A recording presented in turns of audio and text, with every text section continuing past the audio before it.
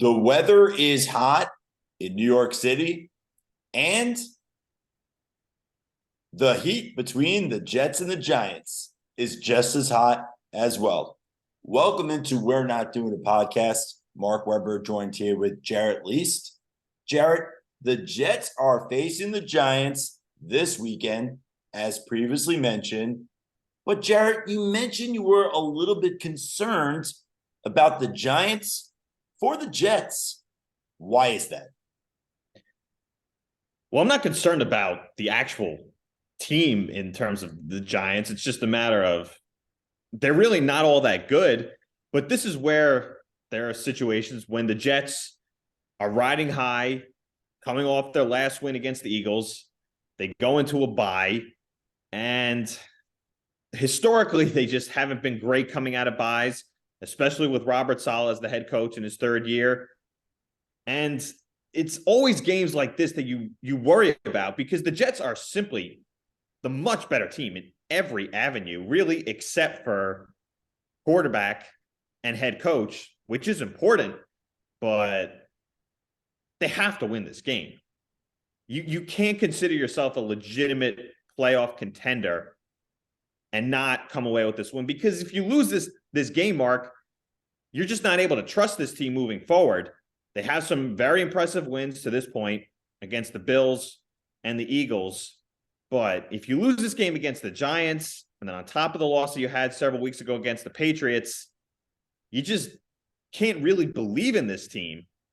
But I'm also afraid, look, as you said, bragging rights are kind of on the line. The Giants season's over. They only really have this game in terms of bragging rights potentially, but you never know if they improve to 3-5 because the NFL has so much parity. But bragging rights are certainly on the line in this game, and I really don't want to have to endure a Jet loss to the Giants come Sunday around 4:30 in the afternoon. It would not be a good scene. In terms of bragging rights for New Yorkers, what's at stake if the Jets win, and what's at stake if the Giants win? In terms of bragging rights, nothing. Look, put it this way. Jet fans, they're not arrogant. They're always kind of afraid of their own shadow when it comes to the confidence of the team that they root for.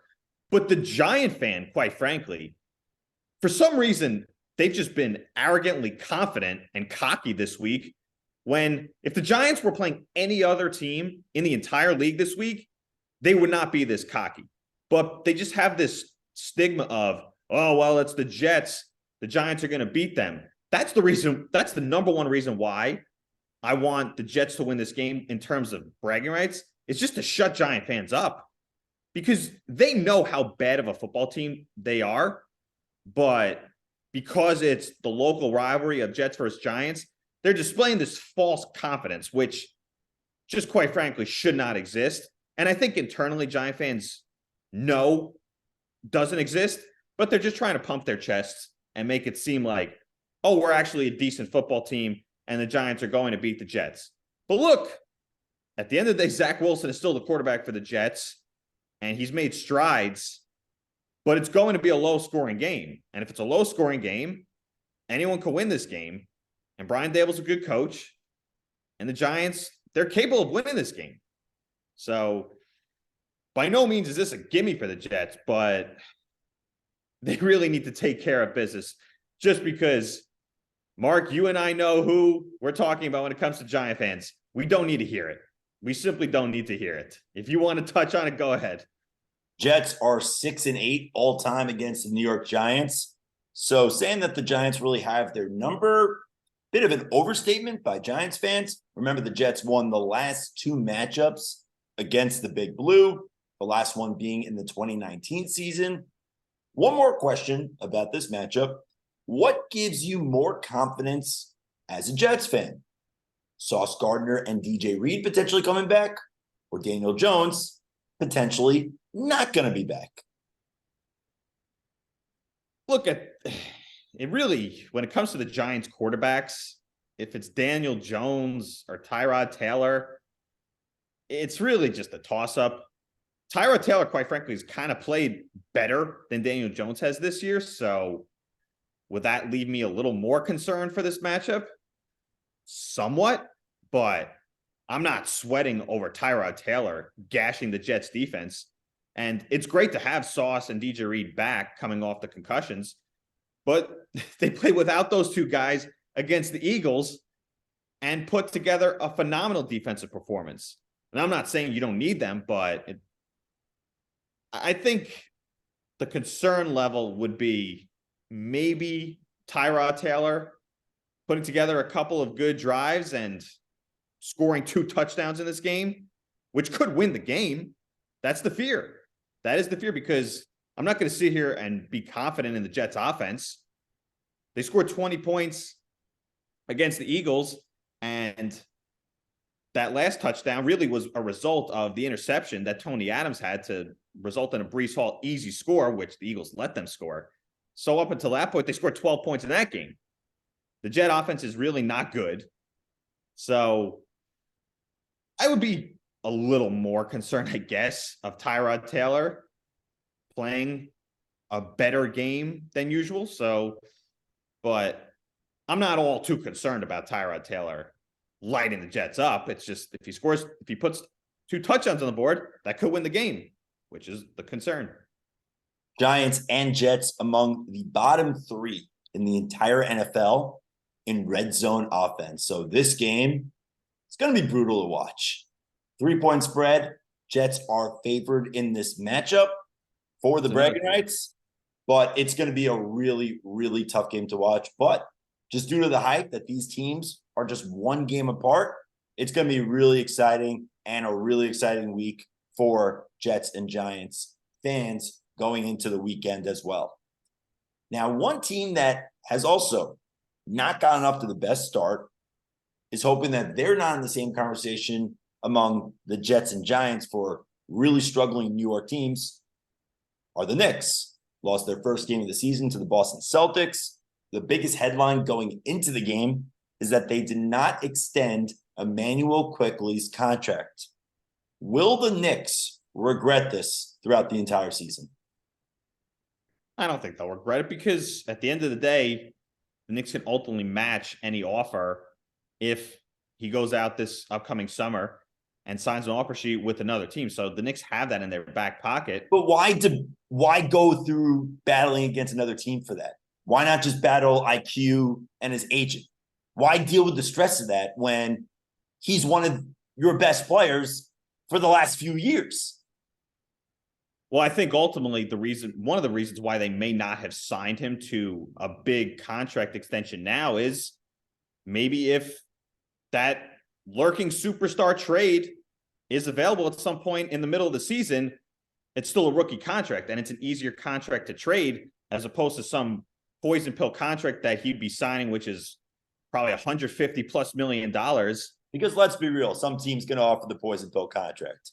IQ is the favorite to win 6th man of the year going into the season, was a contender last season, was just drafted in 2020. He's still really young, has been one of the best Knicks young players in years. It seems like it's not a matter of if, but when some team offers him a poison pill contract this upcoming offseason. So if you're the Knicks and you know how special he is, why go through that when he should be a part of the core? And hate to say it, he's had a better Knicks career than RJ Barrett. Look, I mean, as I just said before, it really is in the hopes or the dreams, whatever it may be, that the Knicks can make a big time trade during the season.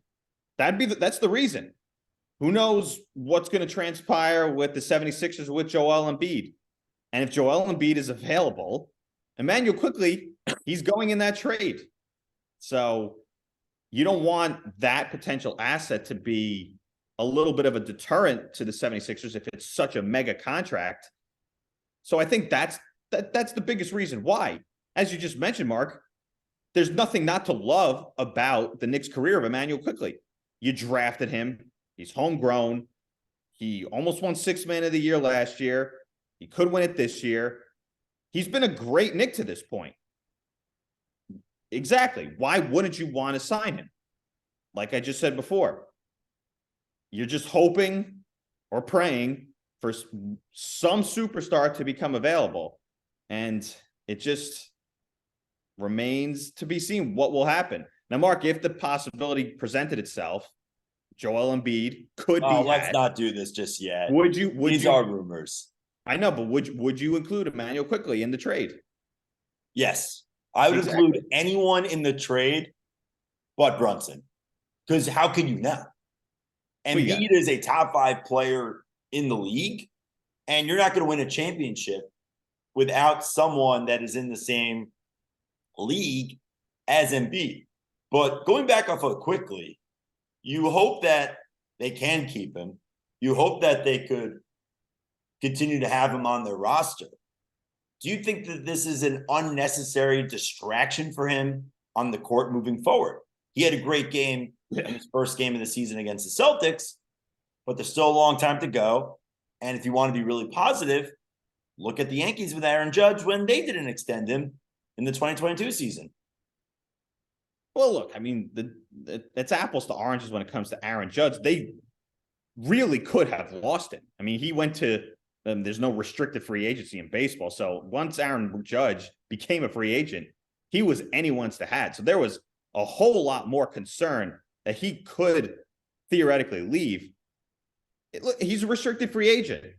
If a team like, I don't know, the Orlando Magic offer him a... But are you concerned that he's going to struggle this season with it on his mind, or he'll prevail and be the Quickley that we've seen over the last 3 years going into this year?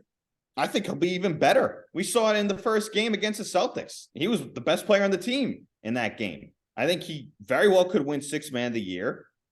And look, he's in his 4th year in the NBA? Yeah. He's still a young player. He's still only going to get better. So I'm not concerned at all about this. I think this is going to give him added motivation, as we saw in the first game against the Celtics. I think he's going to keep playing better and better. I think he'll also play even better having guys like a Dante DiVincenzo alongside him. That's even something that he said after the game. He's really excited about playing with him in that second unit. He'll also be playing alongside Josh Hart. So he's in a good situation in terms of the other players that he's playing with in that second unit. So I'm not concerned about it at all. And if he was an unrestricted free agent at the end of the year, it's a totally different conversation. I'd be very worried that you'd be losing a player like him. But you ultimately know in your back pocket, you can match any offer. And it's just a matter of see what happens over the course of the regular season. Which potential star requests a trade. It's something we've been talking about for years and years and years with the Knicks. We keep on waiting. I'm not holding my breath, but maybe Leon Rose is. Remains to be seen. We'll see what happens.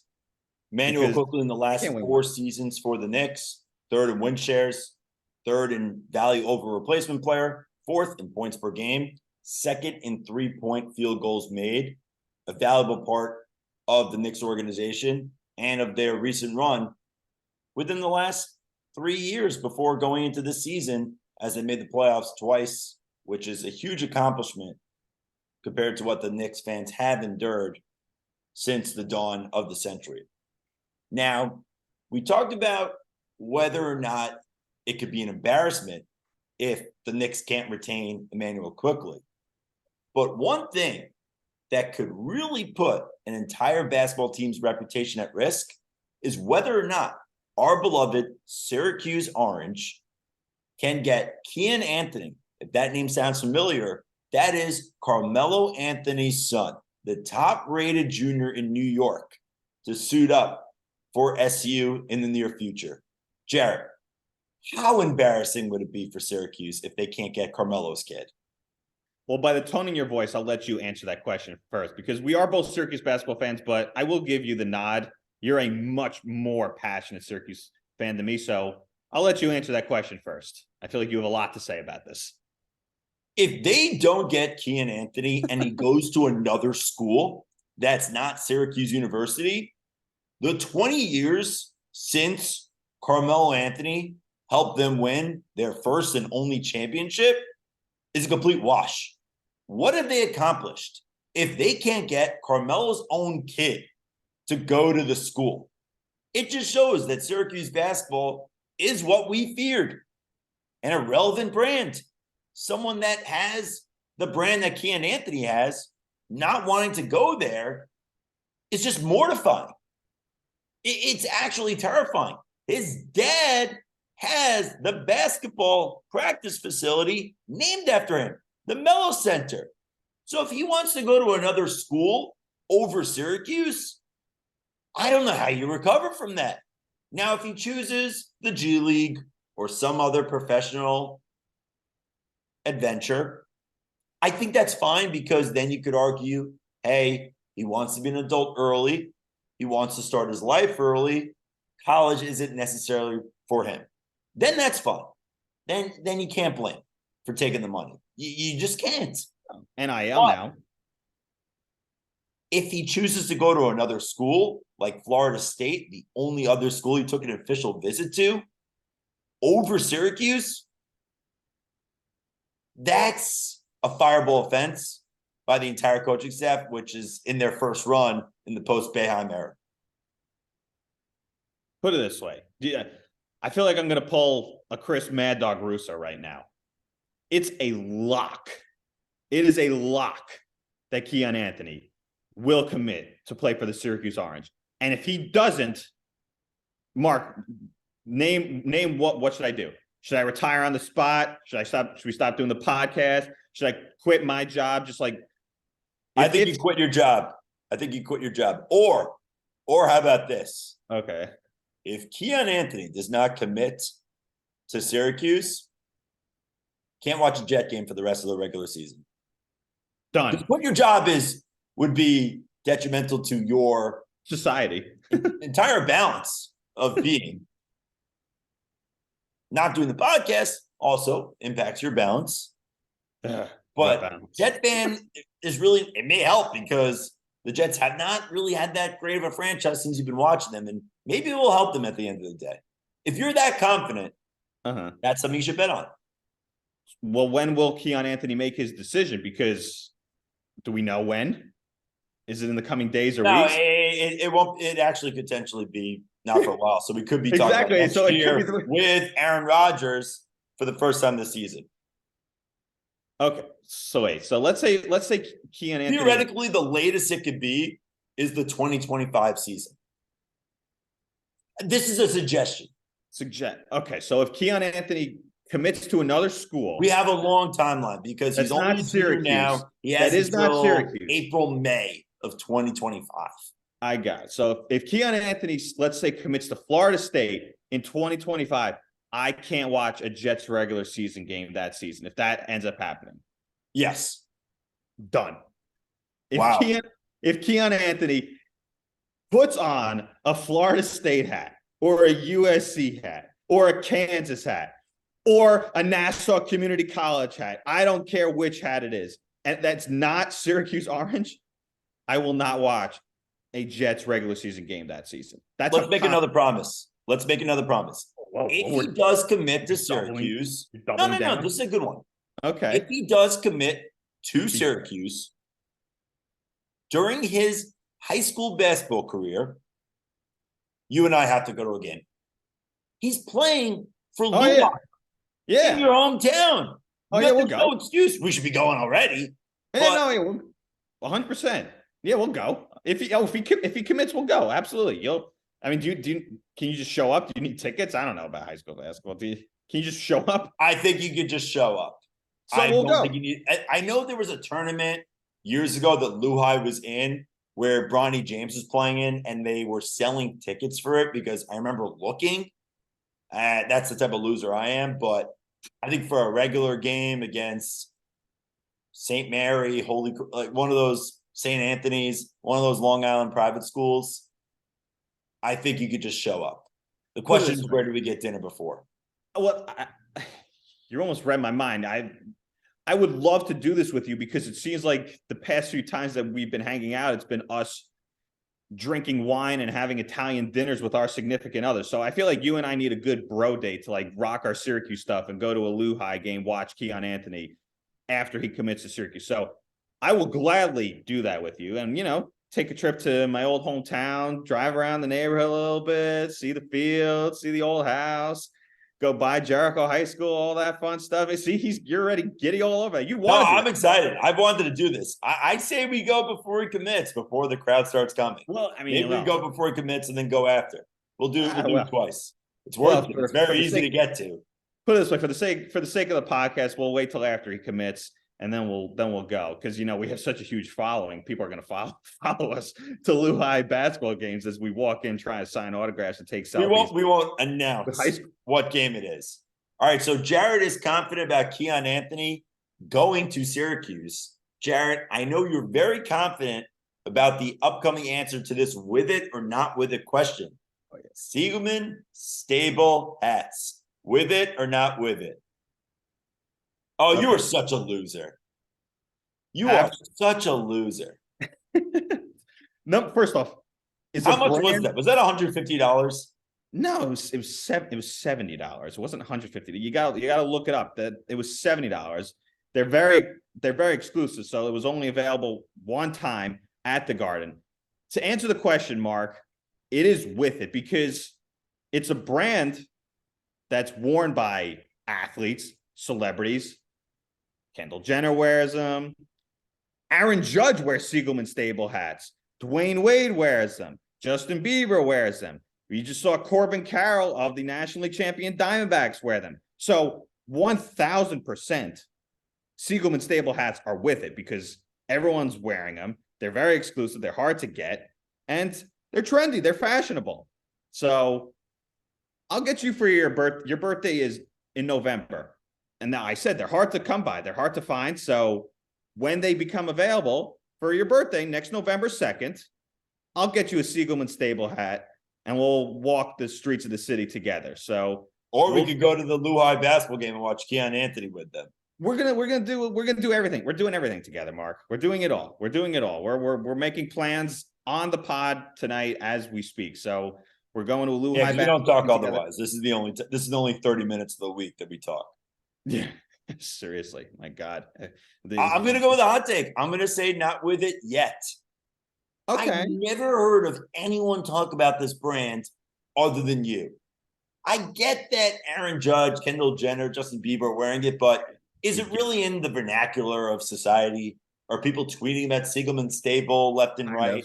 Are people posting about it on Instagram? Yeah. It's a celebrity luxury brand. I'm very in tune with what's going on in pop culture, and you're the only person I hear talking about it. Could it be the next Von Dutch? I don't know. Von Dutch was a unique hat. It was a trucker hat, and then it became the Von Dutch hat. People stopped calling them trucker hats. They just became Von Dutch hats. Is it with it yet? I don't know. It could be just another super luxury brand that has 15 minutes, has its moment, but I don't know. Give it another month or two. If people are talking about it, if it's in memes everywhere, keep growing. Then I'll take a Siegelman-Staple being with it. Would I wear the hat? Maybe, but I don't think it's with it yet. Because I'm online virtually any free time. Any free time I'm online. Unless you're talking about SiegelmanStable, which is like 90% of the time these days, I never hear from it. Not with it. Not with it. Okay, I mean, the brand was launched in 2020, and it really started getting... Yeah, it could be, but not yet. Yeah. It's going to keep growing. It's going to keep growing. You'll see. I mean, people were lined up. Buy stock in SiegelmanStable. I'm done with buying stocks, okay? The only thing the stock market has done to me is plummet my bank account. So I'm done with that shit. I'm only doing treasuries, and yeah, I'm only doing treasury. I'm not giving financial advice to anybody, but the stock market has not treated me really well over the past few years. So I'm out of that. But no, I'm not buying stock in SiegelmanStable, but it's a very... You invest in it. Someone says, hey, I could get you 1% ownership of SiegelmanStable. Would you do it? Yeah, I mean, of the gear, not the actual horse stable. It depends on how much I have to put in and all. 1%? No, not 1%. I mean, come on. 5%. 0.5%? Yeah. No, it would be more. I'd want more of a percentage in ownership. No. Well, if there's like $1 billion valuation at some point, you would get a lot of money for that. That's a good point. I don't know. I don't need to like. If you're that high on it, look at Nike. If you had 0.5% of Nike, I'm telling you though, you're gonna see it's gonna start taking off even more. You'd have an even nicer view outside of your apartment. Say it again. 0.5% of Nike, you'd have an even nicer view. Oh, okay. Thanks for that. I think I'm very happy with the way things are currently, but I'm even happier with the SiegelmanStable hat. I'll get you one for your birthday next year, and by next November, you know about it now, and maybe it's 15 minutes. We'll be up by then. It's all right. It's gonna keep now going. For a second, with it or not with it, keeping you on your toes, folks. Killers of the Flower Moon has been in theaters for almost a week now. Leo DiCaprio and Robert De Niro, Martin Scorsese's newest picture, almost 3.5 hours. With it or not with it? Put it this way, Mark. You and I saw Oppenheimer in the movie theater together, and we both loved Oppenheimer. But after that, I'm not going to a movie theater to see anything. Put it this way, I don't think I'm ever going to a movie theater ever again. Okay, I think I had this rant several months ago about people in movie theaters, so I'm done with that. But this movie, I mean, what's it about? Like the whole family being killed, like the Native Americans or something? I don't even know. What's the gist of this movie? So much more complicated than that. I was waiting to see how you would describe this movie, and I was going crazy. I thought I would get what is this movie about? What is this movie about? I don't know what it is. Flower moon? What's a flower moon? Leo DiCaprio looks terrible. It doesn't look good. What is this? Robert De Niro looks old. It's actually a very interesting story. It's about a bunch of Native Americans that were displaced from their land, were sent to the middle of nowhere, Oklahoma. It turns out the land that they were accidentally put on had a ton of oil. So what ends up happening, a lot of Americans say, whoa, we gave you this land as a gift. Let me get some of that oil. So how do they do it? Slowly start killing the Native Americans one by one, marrying some of them so they can inherit the money. It's a wild story that happened 100 years ago. We never learned about this in history. Why don't we ever learn the good stuff in history is a great question. Because everyone's brainwashed now. Clearly, everyone's brainwashed now. You see in the fucking world, every goddamn college student is a brainwashed moron. It's another topic for another day. But yeah, that's why we weren't taught about interesting stuff. But go on. I mean, that's a story of Americans not doing right on that one. So maybe that's why. And it really is a fascinating story. The problem is 3.5 hours long. Yeah. It's a really long time to sit through a movie. And I think for you to sit in a movie theater for a movie 20 minutes longer than Oppenheimer, it's rough. I just don't know how you have, it's not that how do you pay attention, it's how do you have the time to just sit and devote 3.5 hours to not be home or working, just sit in a movie theater. Could be a fun activity to do, but you can't go to dinner beforehand. You can't get drinks after because everybody's going to be winded after watching it. And they still haven't announced when it is going to be on Apple TV because Apple was a major investor in the movie. But I think if you watch it on Apple TV, you're going to have to break it up like it's a miniseries. Just every 45 minutes, pause, grab a bite to eat, shower, do some errands, then go back, watch another 45 minutes, and so forth. I want to see this movie. It's just committing 3.5 hours to sit in a movie theater with my phone off and just completely away from the world. Unless I'm doing it with a group of people. I'd rather do that, though. It's very hard. See, I'd rather do that as opposed to, because I remember, I mean, it's a totally different conversation. Would you rather see a 3-hour plus movie in the theater or at home? I'd personally rather know going in, and not that I want to go to a movie theater again, but I'm going to sit and Even though commit you said myself. you don't want to go to a movie theater again. I got to sit and commit myself because the problem is if you start a movie at home that's 3+ hours, yeah, you may just be like, this is 3 hours. And if it's not good after 45 minutes, you may just stop it and just be done with it. I was that way when I watched The Irishman several years ago when it came out on Netflix. It was awful. And I knew how long it was. I didn't even finish it. Does that worry you that this is also a Scorsese movie? Irishman was Scorsese too. It terrifies me. Oh yeah, 100%. This movie's probably gonna be terrible. It's probably gonna be a terrible movie. Knowing you're saying not with it. That's your final call. Not with it because you flip flop a lot. Not with it, Jared. I feel like this is definitely not with it. Look, SiegelmanStable is more with it than this movie coming out. That's a fact. People are definitely talking about Killers of the Flower Moon more. The fact. I think it's going to be with it once it's on Apple. No one. There's a reason why it's made 50 million so far on a $200 million budget. No one. When you hear 3.5 hours to sit in a movie theater, that's rough, and it's got to be the best movie ever. But then, before we leave, what do you think of the people who then compare it to, well, you binge watch a TV show and you probably spend 3.5 hours doing that. Does it kind of feel different? Well, if you binge watch a TV show, that means you're probably liking it. Like for people who are binge watching Suits, they're enjoying it. What was a TV show that I binge watched recently? I can't even remember. You binge watched Ted Lasso. Didn't you watch like one? Yeah, exactly. Thank. This is really sad. You know my life better than me. What the hell? Jesus Christ. Yeah, I mean, exactly. Yeah, if you're binge watching a show for 5-6 hours, that means you really like it. The problem is committing to a 3+ hour movie. I don't know. It's also not designed to be broken up. Like that's the thing a lot of people don't talk about when they debate that topic. It's a movie. Like Ted Lasso, it's built that there's a curve. Yeah, it's beginning, end, and it goes by the episode. Kills of the Flower Moon, it's 3.5 hours of that curve, so it's very difficult.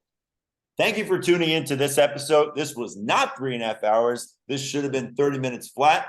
For Jarrett Least, I am Mark Weber. We're not doing a podcast. Have a good night and enjoy the Jets-Giants matchup.